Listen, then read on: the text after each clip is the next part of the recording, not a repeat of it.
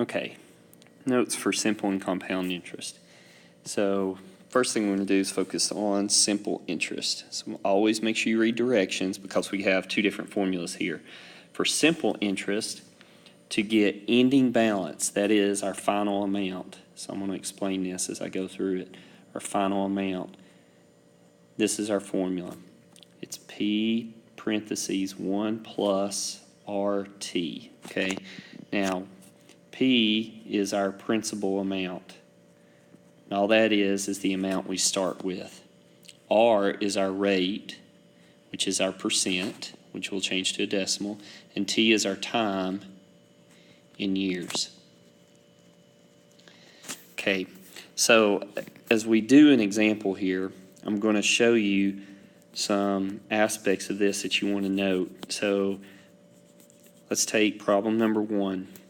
So in problem number 1, I'm trying to find the ending balance. So 50 is my principal amount. That's how much I start with. 1 plus R is my percent. Now remember, we've got to change it to a decimal. So I move it 2 places to the left. That's 0.12 times T is number of years, which is 2. Now, if I think about this using distributive property, 50 times 1 is 50. That's my principal amount. Plus what? Well, when I do 50 times the 0.12 times 2, then this portion right here is my interest amount. Okay? 50 times 0.12 times 2. Okay, so sometimes what you'll see is this separate formula. I'm going to write it up here at the top. I equals PRT. In other words, interest, which is this amount here, is gained by doing principal times rate times time, just multiplying them. But again, that is just the interest amount. So if I do that on the calculator, 50 times 0.12 times 2, my interest amount comes out to be 12.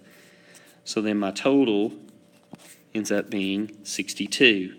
That is my final balance, $62. Okay, now, you don't have to go through those multiple steps. All you have to do is just type it all in on the calculator at once. So hopefully you've got all this written down somewhere. I'm going to delete all this, and then I'm going to do problem number 2. So problem 2, 20,000, it's my principal amount, parentheses 1 plus my rate, 0.15, times my time, which is 9. Now all I have to do is just type all this on the calculator just as it is. So 20,000, parentheses 1 plus 0.15 times 9, close parentheses, and I get 47,000. So the calculator does the whole thing for me when I'm looking for the ending balance. If I'm just looking for the interest, remember it's the 20,000 times the second part. That is how much interest I earn. The 20,000 times the 1 is what I start with plus my interest on top of that. So real quick, what about problem number 3? The only thing I want to show you in problem 3, sometimes you get these fractions in here. One thing I would do is go to your calculator, go to alpha y equals, type in your next number, and then change it to a decimal, because I just think that's easier to type in on the calculator. So that comes out 4.5. Again, you can use the mixed number on the calculator if you want to in terms of typing it in on the calculator. So 6,500 times 1 plus, now remember 6%, move the decimal 2 places to the left, so that means I'm going to have to add a 0 here. 0.06 times, and then like I said, I'm going to use a decimal, 4.5. So if I type all that in, parentheses 1 plus 0.06 times 4.5, make sure you type it in correctly, then I get $8,255. Okay. Now, that is all simple interest problems. Okay, that's your formula. Now, what about down here with compound interest? Now, it doesn't say compound interest in the problem, but here's how I know compound interest is occurring. When I read the problems, it tells me how many times it's occurring. Annually would be once a year. Semi-annually would be twice a year. Quarterly would be 4 times a year, 4 quarters in a dollar. Monthly would be 12 times a year, 12 months in a year. So compound interest means it's earning interest more than once a year. Simple interest is just once. You earn interest once for that amount. But when it's compounded, and again in the problem itself it says compounded, you're going to have more earnings because it's doing it more than once a year. Okay, so here's the formula for compound interest. It's principal times, parentheses, 1 plus R over N. Okay, so N is the number of times compounded per year. P is still our principal amount, R is still our rate, raised to the N times T power. N times T power. Okay, so again, this is all going to give us our final balance or total value. If I wanted just the amount of interest earned, what I would have to do is do the whole formula, then subtract what I originally started with to see how much interest was earned. So for this first problem, I'm going to use my formula down here. So 70 parentheses 1 plus 8% would be 0.08. Annually is 1 time a year, raised to the, again, 1 time, these are both N, times T, which is 3. So again, you're going to use your alpha y equals to type this fraction in, and you want to just type this in exactly as it is on the calculator. So I'm going to do that real quick. Raise 2. And you get, now what happens is you get 88.179. Now, since this is in dollars and cents, this is going to make this round up. So I actually get $88.18 because it rounds up. Okay, let's go to problem number 5. So what I'm going to do is I'm going to kind of erase the bottom one down here. So, sorry, got room to write. And I'll come back and clear that back out. Okay, so 1670, parentheses, 1 plus R, so that would be 0.14, over N, semi-annually means 2 times a year, raised to the N, semi-annually times 4, since it's over 4 years.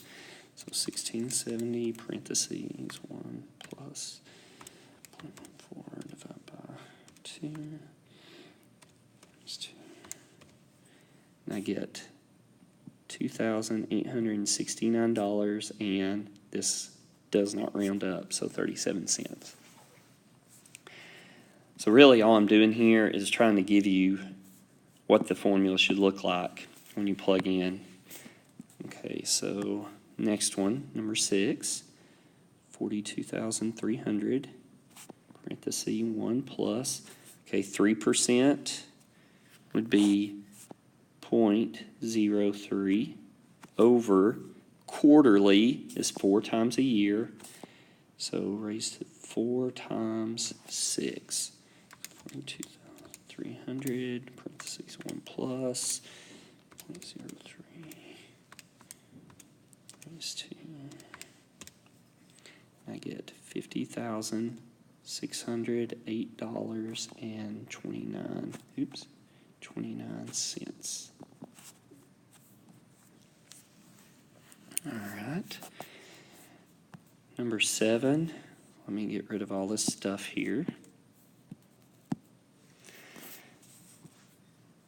29,700, 1 plus 0.14 over monthly would be 12 months in a year, 12 times 2 years.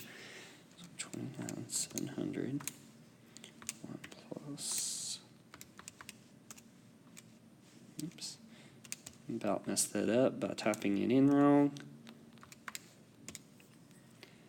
That gives me $39,233.30, and this rounds up 32 cents. All right, one more. So So 55, 1 plus 8% would be 0.08, 2 decimal places. Quarterly, again, would be 4 to the 4 times 3 years. So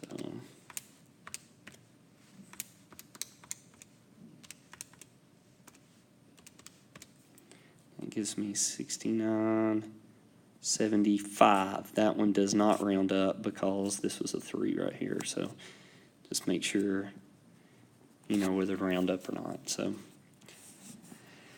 really, it's not a hard lesson as long as you know the formula, and you'll have the formula for the test. I'll give it to you on the board. But as long as you know the formula, know what each variable represents, and you can plug it into the formula, and you know how to type it in on the calculator, it's relatively simple and easy. So hopefully we've got an idea of simple and compound interest. We'll expound on this a little bit in class.